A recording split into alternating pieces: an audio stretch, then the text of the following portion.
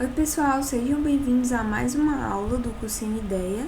Meu nome é Lívia e hoje a gente vai falar um pouco sobre funções orgânicas. Só para a gente relembrar algumas coisas. Primeiro, química orgânica é a química que estuda os compostos de carbono. Segundo, o carbono ele é tetravalente, ou seja, o carbono na distribuição eletrônica dele ele tem 4 elétrons na última camada. E tendo em vista a nossa regra do octeto, né, ele precisa de 4 elétrons para que ele possa se estabilizar, certo? 3. O carbono ele forma ligações múltiplas, ou seja, ele não forma só ligações simples, mas também ligações duplas e ligações triplas também. 4. O carbono ele se liga a várias classes de elementos químicos por causa da posição em que o carbono se encontra. Lá na tabela periódica a gente pode ver que ele se encontra em uma posição que ele não está nem em uma posição de elemento eletronegativo, nem em uma posição de elemento eletropositivo, né? Ele está ali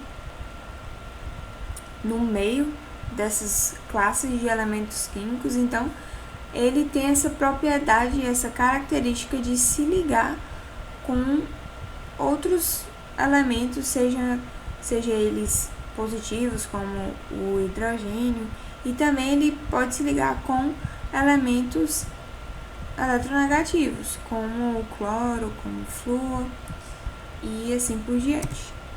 5. O carbono, ele forma cadeias.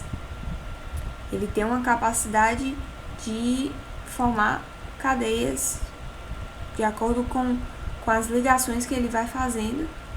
Ele pode fazer tanto cadeias curtas quanto também cadeias longas. 6. Alguns conceitos, né, para a gente relembrar. Função química é o conjunto de substâncias com propriedades químicas semelhantes, e uma função orgânica ela é caracterizada por um grupo funcional. Então, esses conceitos aqui são muito importantes para a gente relembrar e ver um pouco sobre o que é a química orgânica, em que ela gira em torno, que no caso é dos compostos de carbono, né? E é isso. Aqui nós temos as principais funções orgânicas, os hidrocarbonetos, algumas funções oxigenadas que nós temos como álcool, fenol, éteres, aldeídos e cetonas, ácidos carboxílicos e derivados de ácidos carboxílicos, certo? Além disso, nós temos as funções nitrogenadas, que são as aminas e as amidas, e nós temos os compostos sulfurados, que são os tioálcoois e os tioésteres. Para a gente iniciar o nosso estudo de funções orgânicas, a gente vai começar pelos hidrocarbonetos. Os hidrocarbonetos eles são compostos que são formados principalmente por carbono e hidrogênio, né? Exclusivamente, na verdade, por carbono e hidrogênio. Então, a fórmula dos hidrocarbonetos é CXHY, e alguns exemplos nós temos o metano, o etino, o acetileno e o eteno ou etileno. A obtenção dos hidrocarbonetos ela se dá principalmente por meio da destilação fracionada, né, do petróleo bruto. Aqui a gente tem uma coluna de destilação e aqui é inserido o petróleo bruto, e segundo os pontos de ebulição, o petróleo ele vai sendo fracionado. Então, a gente pode perceber aqui que aquelas substâncias que têm um ponto de ebulição maior, elas vão ficar aqui na parte inferior, né? E as substâncias que vão ter um ponto de ebulição menor, elas vão se encontrar aqui na parte superior. Elas vão ser separadas, né, segundo essa propriedade física, né?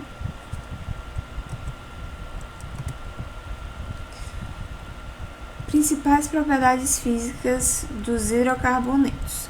Os hidrocarbonetos eles são insolúveis em água e solúveis em solventes orgânicos apolares. Se a gente for lembrar de uma regrinha de solubilidade, que semelhante dissolve semelhante, por os hidrocarbonetos serem compostos que são apolares, então eles se solubilizam com mais facilidade em solventes orgânicos que são apolares também. Segunda propriedade física, é que os hidrocarbonetos têm densidade menor do que 1 grama por ml, portanto eles flutuam na água.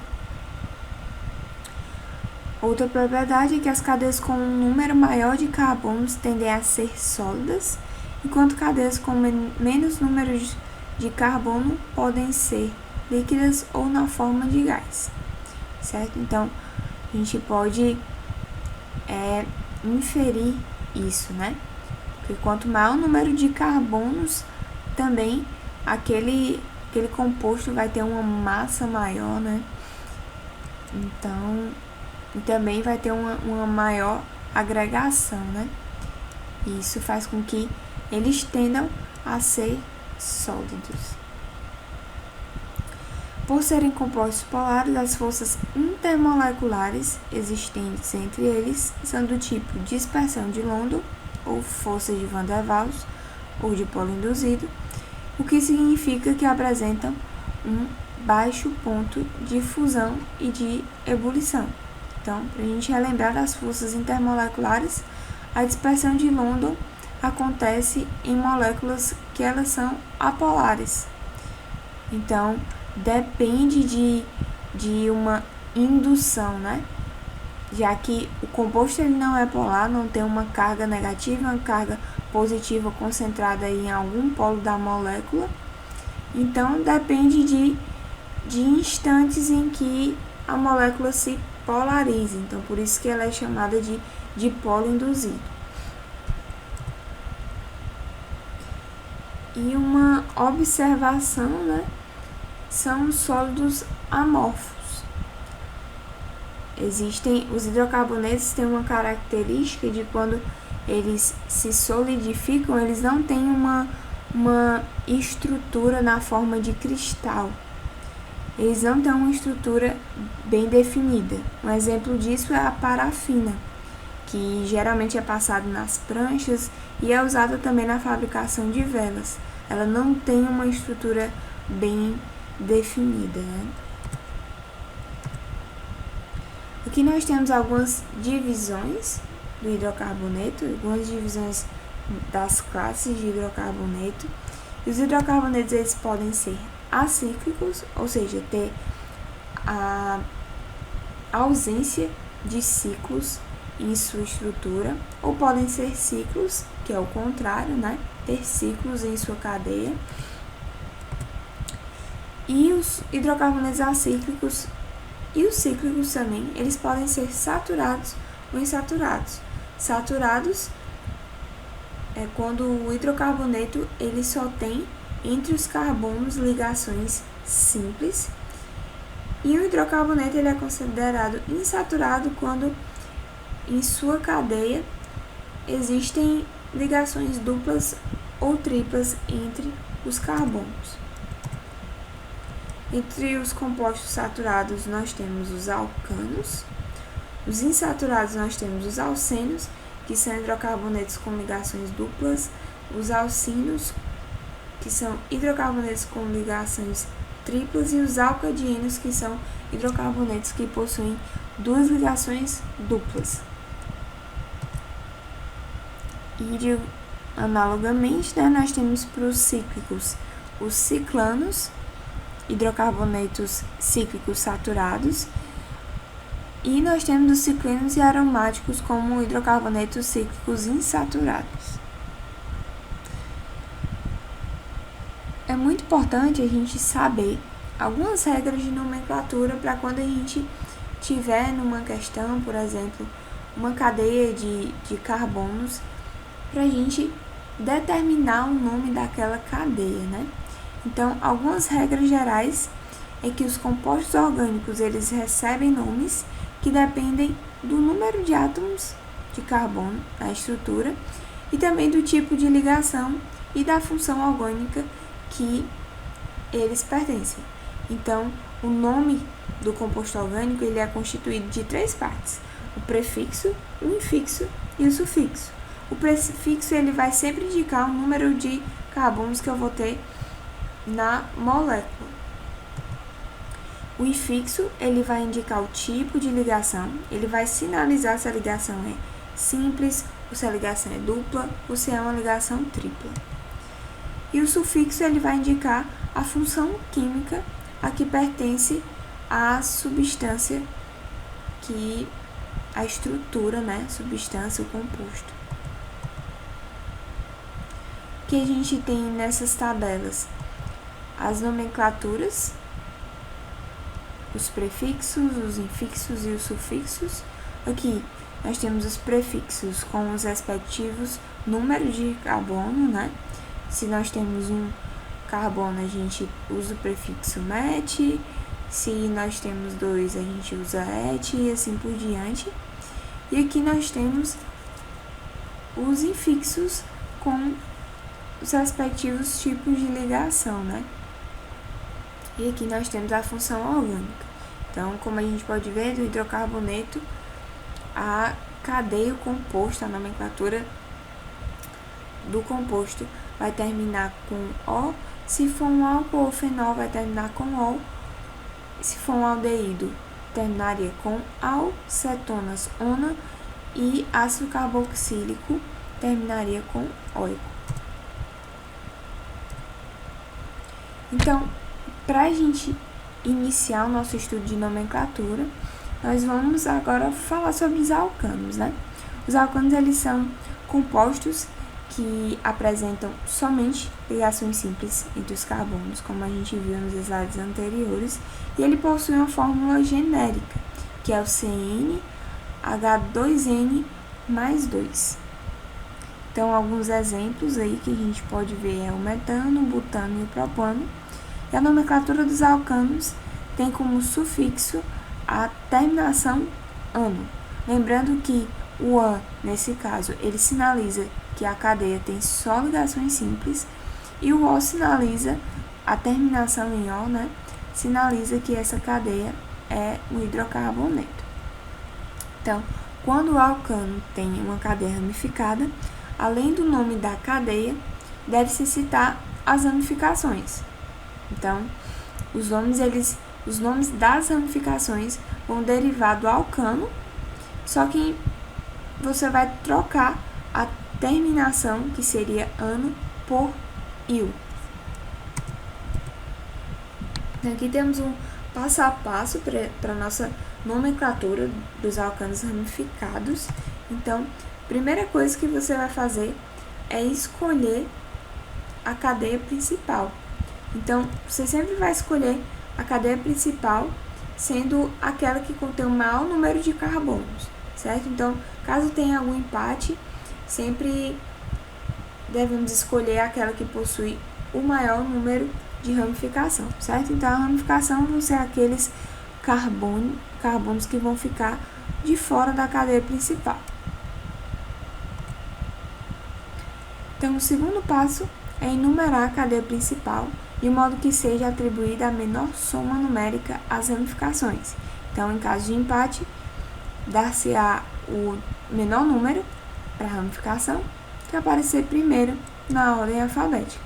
Então, aqui, nós sempre vamos dar os menores números para as ramificações, quando a gente for enumerar uma cadeia principal de uma extremidade à outra, certo? Então, é muito importante que a gente tenha isso em mente. Terceiro passo, dar o nome do alcano, escrevendo o nome das ramificações, isso lembrando que é sempre essas ramificações, os nomes delas, e também como a gente vai ver, né? O local onde ela se encontra, né? Sempre vem antes do nome do alcano que corresponde à cadeia principal, certo? Então, antes do nome de cada ramificação, deve ter o algoritmo correspondente à posição dela na cadeia principal e também vale salientar que os nomes eles são separados por hífens e os números são separados por vírgula.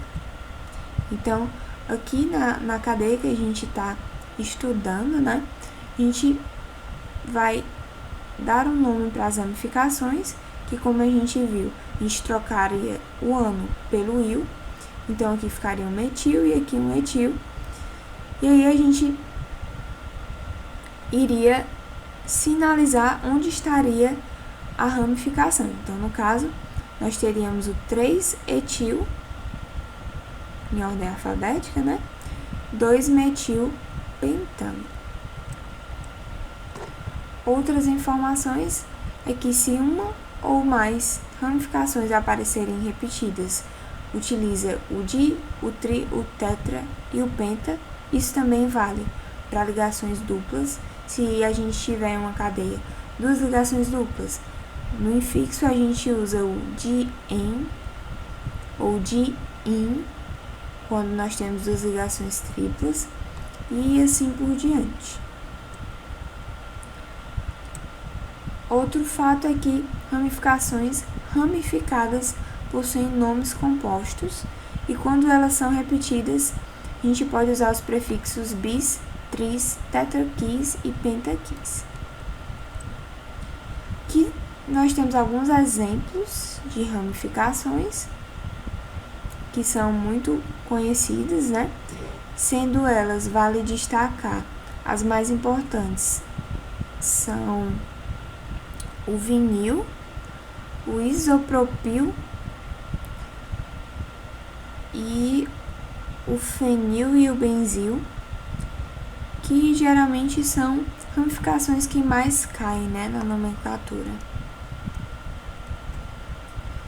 E nós temos os alcenos, que eles são hidrocarbonetos que apresentam uma ligação dupla na sua cadeia. Então, generalizando, a sua forma é CnH2n. Um exemplo de alceno, nós temos o eteno. E os alcenos, eles se diferenciam na nomenclatura dos alcanos pela terminação eno. Então, quando você for fazer a nomenclatura dos alcenos também, vale lembrar que deve se indicar a posição da ligação dupla na cadeia carbônica, certo?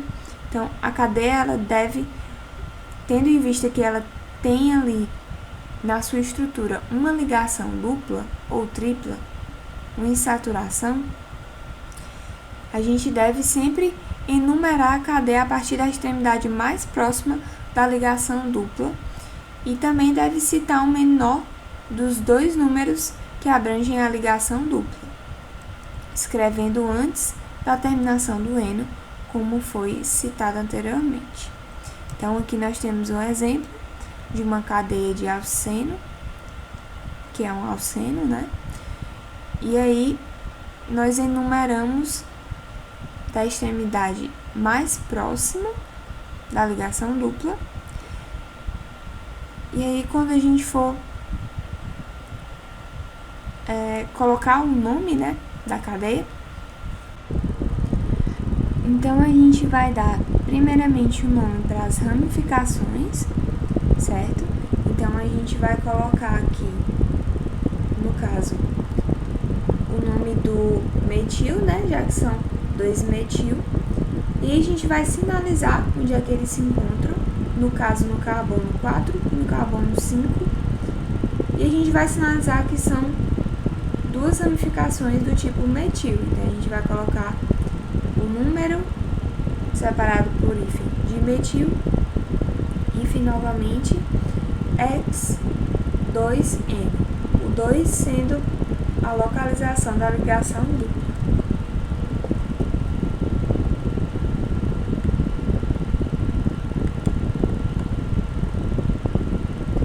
Então, além dos alcenos, nós também temos os alcinos, que são hidrocarbonetos que apresentam ligação tripla na sua cadeia carbônica. E a fórmula geral dos alcínios é o CnH2n-2. Então, na nomenclatura, a nomenclatura do alcínio vai se diferenciar pela adição de ino ao invés de ano nas terminações. Então, as mesmas regras dos alcenos valem para os alcínios no tocante à influência da insaturação da nomenclatura. Então, vai ser basicamente como ocorre com os alcenos, né? A gente vai começar da extremidade mais próxima da ligação tripla, sempre sinalizar onde a ligação tripla está localizada, então equivale às mesmas regras. E aqui a gente tem um exemplo, né? A gente enumerou a extremidade mais próxima da ligação tripla, e aí o nome ficaria pente 2-ino. Os alcadienos e os alceninos, eles são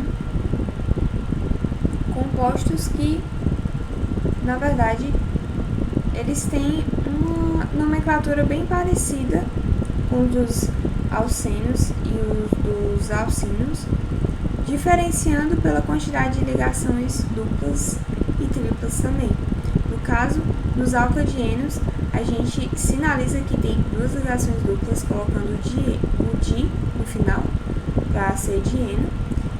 E os alceninos, a gente coloca primeiro, a gente localiza a ligação dupla e depois a gente localiza a ligação tripla, certo? Então, é isso, pessoal. Por hoje é só. Muito obrigada pela atenção de vocês e bons estudos!